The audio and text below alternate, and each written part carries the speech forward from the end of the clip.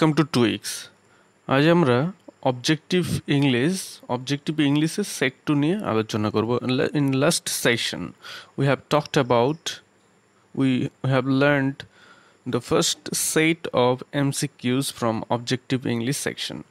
তো আজ আমরা অবজেক্টিভ ইংলিশের যে সেকশনটা শিখবো সেটা staff selection commission, public service commission বা provincial civil service, combined graduate level, higher secondary level, West Bengal civil service, CDS, national defence academy সহ সমস্ত স্টেট এবং ন্যাশনাল বা অল ইন্ডিয়া লেভেলের পরীক্ষাগুলোর ক্ষেত্রে অ্যাপ্লিকেবল এবং সেগুলোতে একটা বিরাট মার্কস ক্যারি করে এই সেকশন থেকে। তাই এখানে গুড মার্কস আমরা এক্সপেক্ট করব এবং সেই মার্কস যাতে আমরা একটা ভালো সম্মানের নাম্বার এই ক্ষেত্রে পাই তার জন্য আমরা যথাসাধ্য চেষ্টা করে যাব। তো চলো আজকে আমরা সেট টুতে চলে যাই।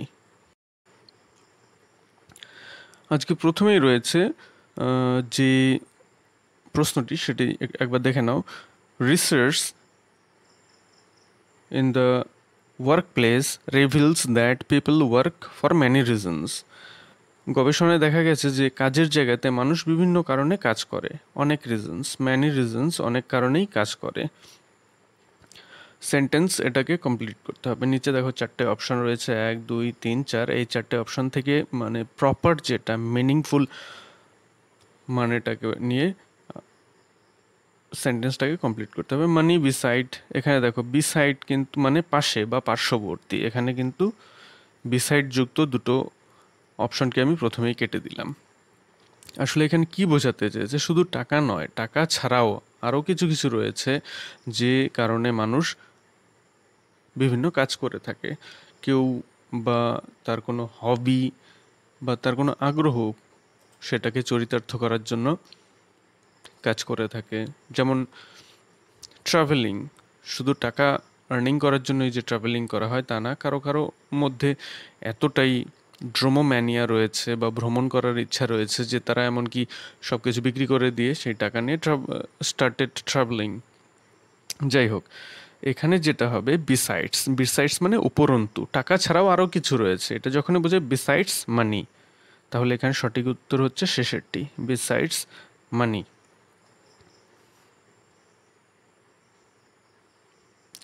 তারপরে দেখো স্যাটার্ন, শনি গ্রহ। Saturn is dash to be seen on a clear night with the naked eyes. Naked eyes বলছে যে পরিষ্কার রাতের আকাশে শনি গ্রহ এতটাই উজ্জ্বল, যথেষ্ট উজ্জ্বল, এবং এটাকে নেকেড আই অর্থাৎ খালি চোখেই দেখা যায়। এনাফ ব্রাইট এটা আমরা ইউজ করব না। ব্রাইট এনাফ, অ্যাজ ব্রাইট এখানে তো হওয়ার প্রশ্নই আসে না। ব্রাইট, অ্যাজ এনাফ এই দুটো তো একবারেই আনডাউটেডলি এগুলো হবেই না। তাহলে রয়েছে অপশন এ অ্যান্ড বি, প্রথম দ্বিতীয় অপশন। আমরা জানি যে bright enough, the man is kind enough to help the poor.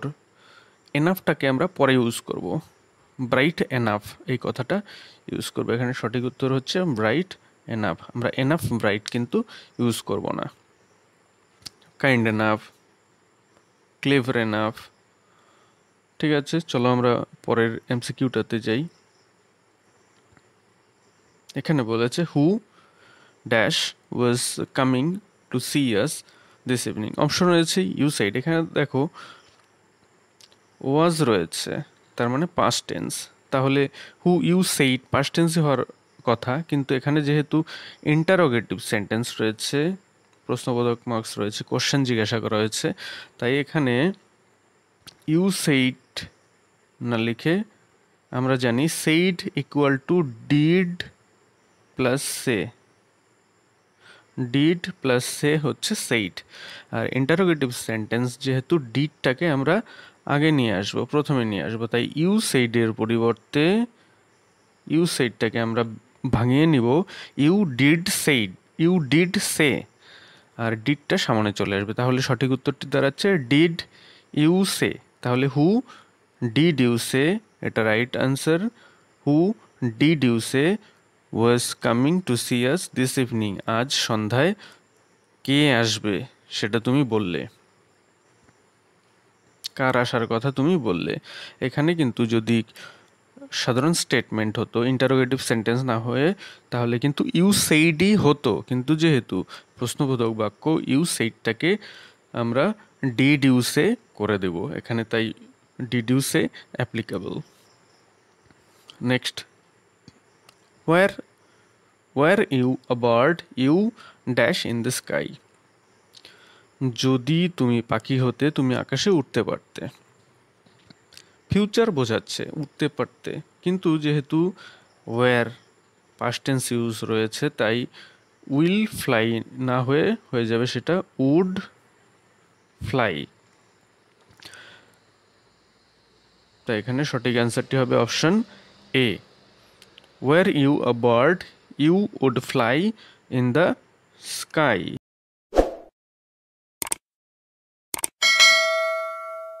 Next, after Rajendra Chola returned from his voyage to Indonesia, voyage মানে আমরা জানি হচ্ছে জলপথে যাত্রা। আফটার রাজেন্দ্র চোলা, আমরা জানি চোল বংশের one of the greatest kings ছিলেন Rajendra Chola. After Rajendra Chola returned from his voyage to Indonesia, he dash visit the temple in Thanjavur. অপশনগুলো দেখো, was wishing, is wishing, wished, had wished. এখানে কি বলেছে, তার সমুদ্রযাত্রা থেকে ফিরে রাজেন্দ্র চোলা থাঞ্জাভুরের মন্দির দর্শনে গেলেন। তাহলে দেখো পুরো সেন্টেন্সটাই রয়েছে পাস্ট টেন্সে, তাই এখানে উইশড হবে, হি উইশড, সিম্পল পাস্ট হবে। সমুদ্রযাত্রা থেকে ফিরে এসে রাজেন্দ্র চোলা তিনি কি ইচ্ছা করলেন, যে তিনি থাঞ্জাভুর টেম্পল বা মন্দির দর্শনে যাবেন। তিনি ইচ্ছা করছেন, উইশ, হি ইজ উইশিং বা ওয়াজ উইশিং, এগুলো সাধারণত কন্টিনিউয়াস টেন্সে ইউজ হয় না, তাই এখানে দুটো অপশন হতে পারতো, হয় উইশড নয়তো হ্যাড উইশড।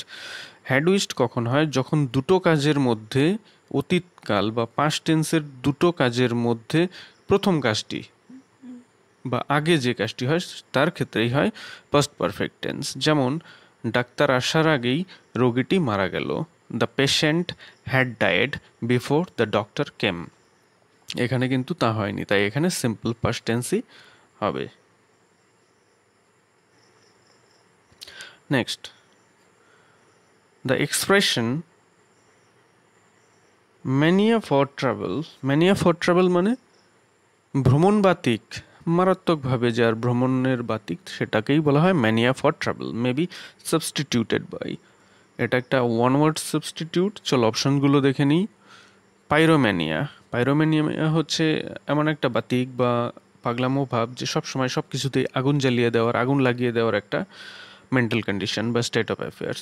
বিব্লোম্যানিয়া, স্পেলিংটা ভুল রয়েছে, বিবলিওম্যানিয়া। বিবলিওম্যানিয়া হচ্ছে প্রচুর পরিমাণে বিভিন্ন ধরনের বই সংগ্রহ করা, বই কালেক্ট করা, টাকা পেলেই বই কিনবো, টাকা পেলেই বই কিনবো, বই সংগ্রহ করা বা কালেক্ট করার একটা বাতিক। লোগোম্যানিয়া, লোগোম্যানিয়া হচ্ছে এক কথায় বাচাল, প্রয়োজনে অপ্রয়োজনে শুধু কথা বলতে থাকা বা শুধু কথা বলার সুযোগ খোঁজা এবং কথা বলা। তো তিনটার সাথে কোনোভাবেই কিন্তু আমরা ম্যানিয়া ফর ট্রাভেলের লিঙ্ক পেলাম না। বাকি রইল কি, ড্রোমোম্যানিয়া।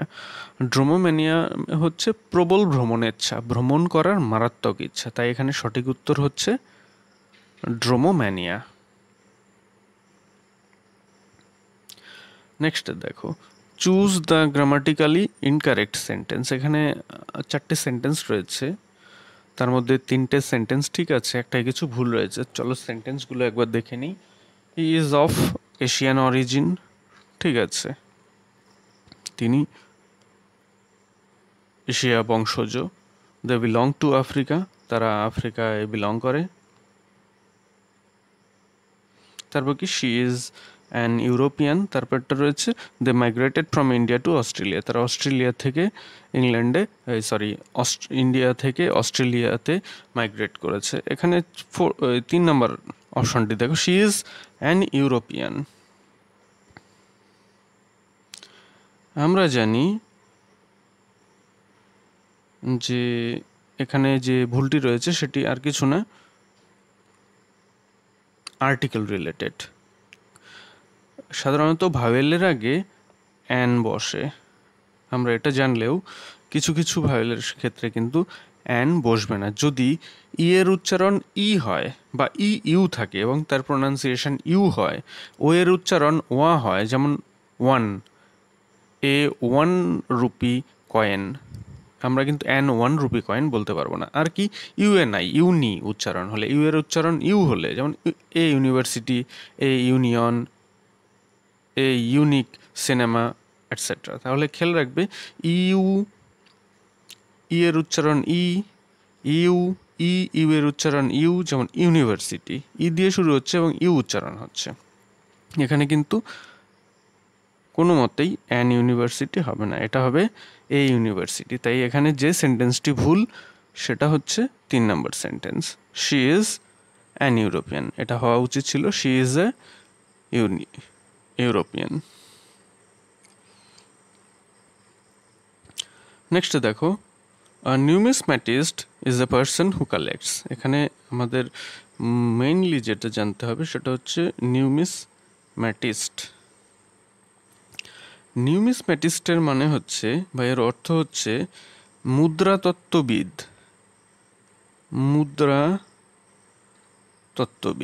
অর্থাৎ যে ব্যক্তি বিভিন্ন ধরনের বিভিন্ন সময়ের মুদ্রা সংগ্রহ করেন এবং সেগুলো নিয়ে স্টাডি করেন বা পড়াশোনা করেন। তো যাই হোক, এখানে বলেছে নিউমিসম্যাটিস্ট is a person who collects. তিনি কি সংগ্রহ করেন?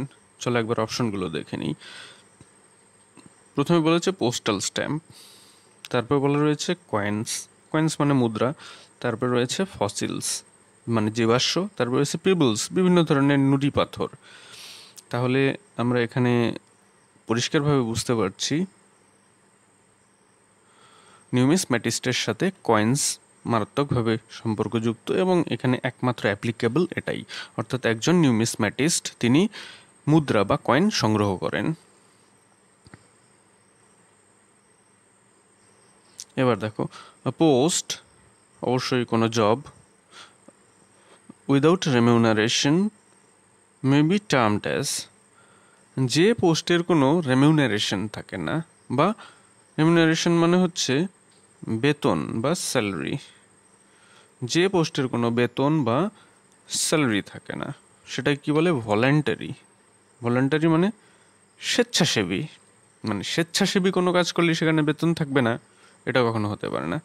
সাইনিকিউর, সাইনিকিউর মানে হচ্ছে এমন জব যেখানে কোনো কাজের প্রেশার থাকবে না, আসবো যাব, there is no work pressure. নামধারী পোস্ট বা পদ যেগুলো। তারপর রয়েছে কি অনারারি, আমরা জানি অনারারি পোস্ট থাকে, যে সাম্মানিক পোস্ট, যেমন কোনো একটা সংস্থার তিনি কি অনারারি ডিরেক্টর, অর্থাৎ তিনি সাম্মানিক নির্দেশক, এর জন্য তিনি কোনো বেতন পাবেন না, তিনি ওই পদে বহাল থাকেন তার পদমর্যাদা বা সম্মানের জন্য। তারপর রয়েছে কি ইনভলান্টারি, মানে যেখানে স্বেচ্ছাপূর্বক কোনো কাজ করা হয় না, জোর জবরদস্তি কোনো কাজ বা যে পোস্টে কাউকে বসানো হয় সেটাই হচ্ছে ইনভলান্টারি। ইনভলান্টারি মানে জোর জবরদস্তি। তাই এখানে বোঝা যাচ্ছে সঠিক উত্তরটি হবে অনারারি। অনারারি হচ্ছে সঠিক উত্তর। অনারারি পোস্ট বা পদ হচ্ছে সেগুলোই যেখানে কোনো বেতন থাকে না, আর এখানে বলাই রয়েছে পোস্ট উইদাউট রেমিউনারেশন, যে পোস্টের বেতন নেই, তাই এখানে সঠিক উত্তর অনারারি। নেক্সট দেখো, এখানে বলেছে সাইনোনিম, একটা সাইনোনিম এখানে আমি দিয়েছি for the word eager. Eager এই শব্দটির সাইনোনিম বা সমার্থক শব্দ জানতে চেয়েছে। প্রথমে জেনে নিই ইগার মানে কি। ইগার কথার অর্থ হচ্ছে ব্যগ্র বা ব্যাকুল, মারাত্মকভাবে উৎসুক, মারাত্মকভাবে আগ্রহী। তা মানেগুলো আমরা দেখে নিই। ফার্স্ট রয়েছে কিউরিয়াস। কিউরিয়াস মানে হচ্ছে অদ্ভুত বা জিজ্ঞাসু, মানে কিছু জানার ইচ্ছা রয়েছে, what is happening behind this curtain etcetera etcetera. তারপর রয়েছে কি ক্লেভার, মানে চালাক, এর সাথে তো কোনো সম্পর্ক পাচ্ছি না। তারপর শেষে রয়েছে ডিভোটেড, নিযুক্ত করা, নিজেকে পুরো মাত্রায় ডিভোট করা, উৎসর্গীকৃত, এর সাথেও কোনো সম্পর্ক নেই। একমাত্র এনথুসিয়াস্টিক। এনথুসিয়াস্টিক মানে হচ্ছে প্রবল আগ্রহ, প্রবলভাবে আগ্রহ যদি বোঝায় তাহলেই হচ্ছে এনথুসিয়াস্টিক। আর ইগার মানে আমি অলরেডি বলে দিয়েছি ব্যগ্র বা ব্যাকুল, তাই এখানে ইগারের সাথে সবচেয়ে বেশি রিলেটেড যে শব্দটি সেটা হচ্ছে এনথুসিয়াস্টিক। তাই এখানে সঠিক উত্তর হলো অপশন সি বা এনথুসিয়াস্টিক।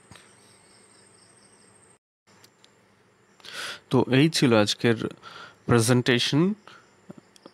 যদি তোমাদের এটা ভালো লাগে তাহলে আমার এই ভিডিও বানানোটা সার্থক হবে। আর তোমাদের যদি কোনো প্রশ্ন থাকে, কোথাও কোনো কিছু বুঝতে বা কোনো particular subject from English grammar যদি ক্লিয়ার হওয়ার প্রয়োজন পড়ে তাহলে অবশ্যই কমেন্ট করো। I will try my level best to teach you or to give a demonstration or present a session as easily as possible. So thank you for watching this video.